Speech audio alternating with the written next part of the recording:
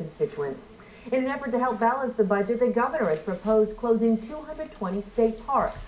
The National Park Service is now warning that 6 of those parks are on former federal land, which could revert to the U.S. government if they close. 4 parks are right here in the Bay Area or Northern California, including Angel Island, Mount Diablo, Point Sur and Big Sur, and the beaches at Fort Ord Dunes near Monterey. KTVU's David Stevenson live with more now on the possible seizures. David?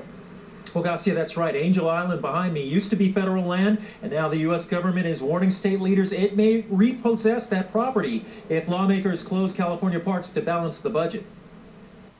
We do have some references of kids that came by here and as visitors toured the recently restored Angel Island Immigration Station today, park rangers were carefully watching state budget negotiations that could bring the closure of this and 219 other state parks.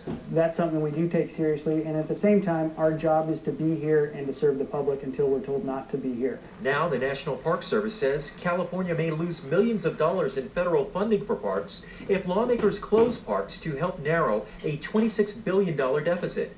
Park Service officials say Uncle Sam could reclaim properties once owned by the federal government, including Mount Diablo State Park and Angel Island State Park.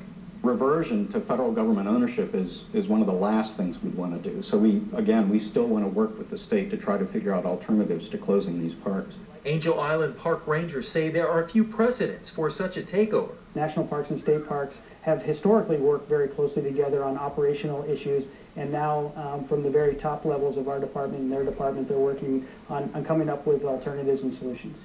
Out-of-state visitors say the parks must remain open. When we were coming to San Francisco, that was everybody said we need to go to Angel Island, and so now to find out that you may lose it is very, very sad.